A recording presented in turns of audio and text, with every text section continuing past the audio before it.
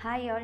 റീനീറ്റ് X-ray chapter wise അനാലിസിസിൽ chemical kinetics എന്ന ചാപ്റ്ററിൽ നിന്ന് ചോദിച്ച ക്വസ്റ്റ്യൻസ് ആണ് ഇന്നത്തെ വീഡിയോയിൽ നമ്മൾ കാണുന്നത്. കെമിക്കൽ കൈനറ്റിക്സിൽ നിന്ന് റീനീറ്റ് എക്സാമിന് 2 ക്വസ്റ്റ്യൻസ് ചോദിച്ചിരുന്നു. അതിൽ ഒന്നാമത്തെ ക്വസ്റ്റ്യൻ എന്ന് പറയുന്നത് അരീനിയസ് ഇക്വേഷനുമായിട്ട് റിലേറ്റ് ചെയ്തിട്ടുള്ള ക്വസ്റ്റ്യൻ ആയിരുന്നു.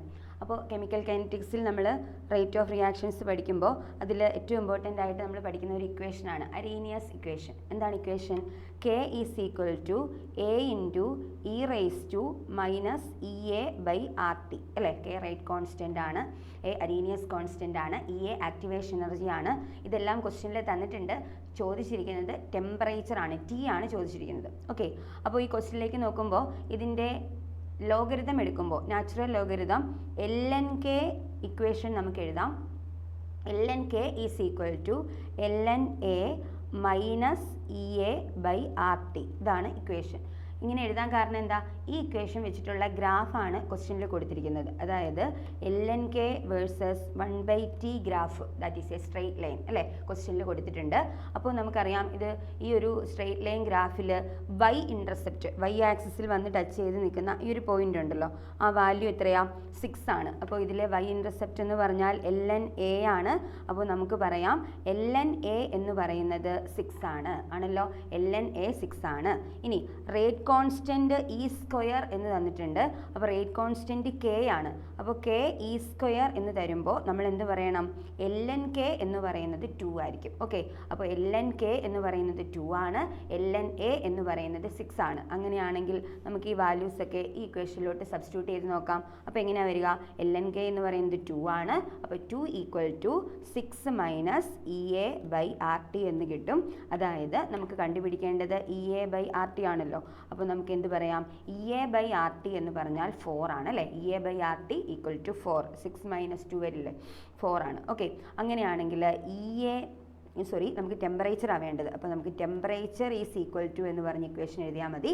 Temperature T is equal to എങ്ങനെ വരും?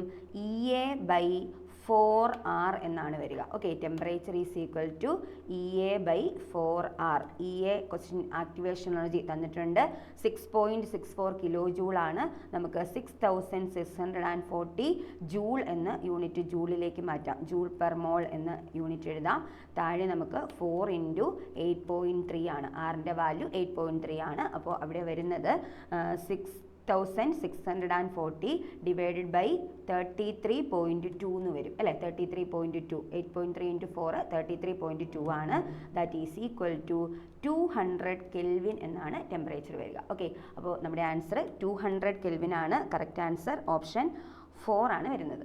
Okay, next question. Zero order reaction, ഒരു സീറോ ഓർഡർ റിയാക്ഷൻ ആണ് തന്നിരിക്കുന്നത്. 2A gives B, rate constant K എന്ന് തന്നിട്ടുണ്ട്. Kയുടെ value 1 mole per litre per minute ആണ്.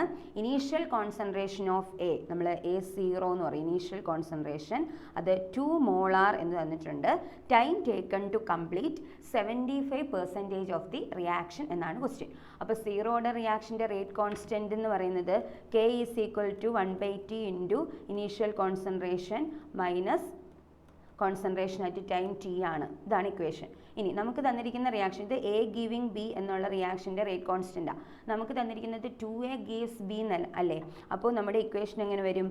K is equal to 1/2 into T A0 minus A. ഇതാണ് നമ്മുടെ റിക്വയർഡ്, ഈ തന്നിരിക്കുന്ന റിക്വയർഡ് റിയാക്ഷൻ്റെ rate constant equation.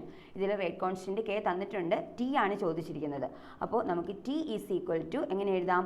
1/2K into A0 minus A എന്ന് നമുക്ക് ഇക്വേഷൻ എഴുതാവുന്നതാണ്. ഓക്കെ, ഇനി ഇതിൽ K 1 ആണ് തന്നേക്കുന്നത്.